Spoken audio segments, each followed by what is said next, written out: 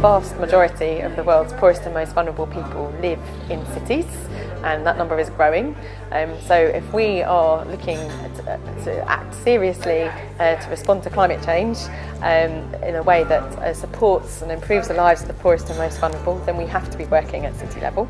Addressing this spectrum between formality and informality at a city level in the African context and what is distinct for the African context is something that we haven't really addressed much in CDKN, and so this is going to be really critical, I think, for our future work. I think the key message is that it's important to start now, and that there's some quite attainable things that cities can do, and quite practical things that cities can do now that will change the trajectory of their development. From your situation, what I basically learned is the involvement of the community. They are vibrant leadership, where they are able to negotiate what they need from the municipality. The problems we noticed was basically the waste management was a problem. And the drainage from the grey water and the storm water. And also what we realized is that they have thought of only dealing with the 1,800 communities and families that are here. What I think they have to do is, in upgrading, think of going vertically rather than going laterally. The informal societies here have set an example of trying to make precise mapping strategies with particular reference to naming streets, giving plots, numbers, knowing how many people are living, the number of households, and knowing how many members, on the average, family members make up each shack.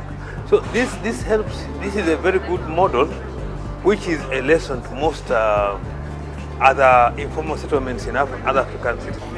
In the case of Uganda or Kampala, where I come from, our communities are quite unique from this kind of arrangement, because in Kampala you find that much as they don't have certificate of title for the land where they are sitting, but somehow they have purchased, they have cashed out their rights to own whatever piece of land that they occupy. And it has given them, I should call it, the confidence to put semi-permanent structures, which presents a different challenge, because now, like, the reblocking may not be done so easily or so quickly. We already built a lot of condominium houses for slum areas by just demolishing or renewal of the area. But we also need to consider other social and financial issues to make them more efficient.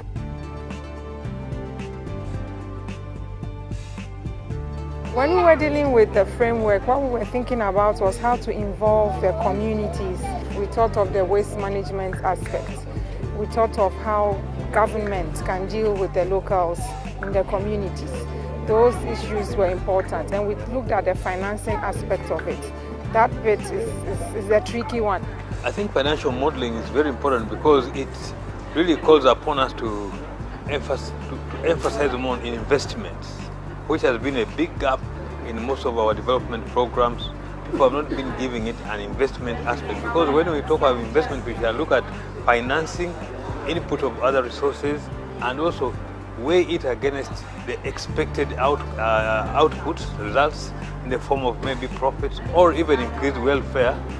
If you are planning to change this informal and slum areas into formal,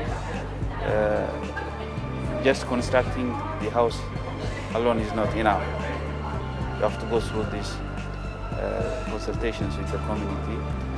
The local community leadership within the settlement itself. They are not salaried officials, but the community has put trust within elements from amongst themselves to provide leadership and guidance and negotiate with government, negotiate with the NGOs, donors and other community development workers. If the policymakers the academia, the practitioners or implementers, and the communities targeted come together as a one team.